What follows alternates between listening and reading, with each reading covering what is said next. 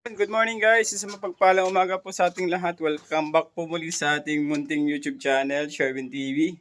So ngayong araw po ay gagawa po ako ng itlogan ng manok. Ayan, habang mag-isa lang tayo. At wala na po kasing itlogan yung aking mga manok dahil kagagawa lang nung bahay nila uli mula nung bumagyo. Ayan o, yung nasira nung bagyong uwan. Ngayon po ay okay, naayos na. Kaya lang yung mga itlogan nila ay hindi pa po naikakabit. Yan, kung mapapansin nyo, kalat pa yung mga alaga nating manok. Naghahanap pa sila ng itlogan. Halos sabay-sabay po pati nag-iitlog yung mga manok ko ngayon. Ayun o, meron siyang itlog dito sa may lutuan namin. Ayun o. Ayun guys, ayan. Kakalat yung itlog nila. Tapos dito, sa meron din. Sa tricycle. Ayun. Yung iba, nakakalat yung mga manok kung saan na lang nangingitlog. Kaya ayusin po natin ngayon yung kanilang itlogan para mas maparami pa natin. Ayun, sumampa na uli yung isa dun Nag-ano na, iitlog na. Nasanay po kasi sila na dito sila nangingitlog dati sa kulungan ng manok. Kaya ayusin po natin uli siya ngayon. Yan, naitayo na po natin. After bagyong uwan, katagal siya bago na naayos. December siya nasira. Ang bagyo, December, January, February, March, April. April na po siya naayos. So, ayan, kung makikita nyo yung aking mga alaga, ayan, nagkakalat sila. Ayan, back to ano po ulit tayo. Back to farming ngayon. So, ayan mapapansin nyo, sira-sira pa, may mga kalat pa. Ayan.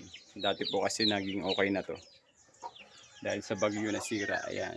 Dahil nakakuha tayo ng kaunting ayuda. Ayan, na pagawa po ulit natin. Pinagawa natin kay Papa. So, ayun guys. Samahan nyo akong gumawa ng ng itlogan dito.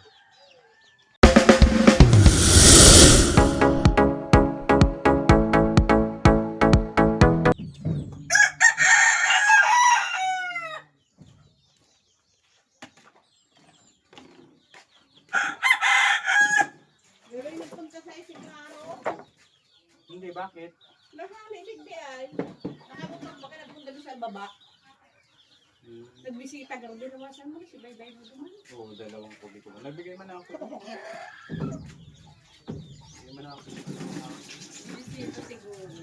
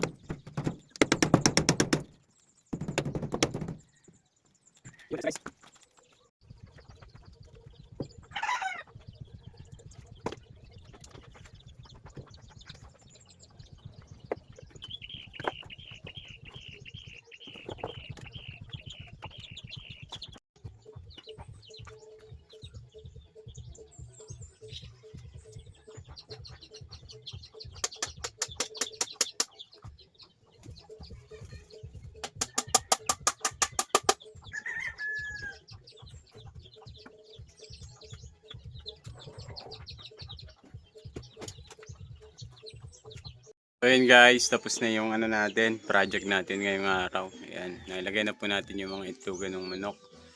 Ayan, dito sa kabila, kulang pa ng isa. Kasi yung isa ay may nangitlog na po dito sa aming, dito sa may lutuan. So hindi ko na po siya matanggal. At baka magkaligaw-ligaw yung mangitlog na manok. Ayan, oh. So, ayan, marami na po kasing itlog dyan. Kaya hindi ko na po siya muna ililipat doon. So yun guys, salamat po sa inyong pagsama sa ating paggawa ng itlogan. Ayan, syempre shoutout po sa inyong lahat and God bless po sa ating lahat.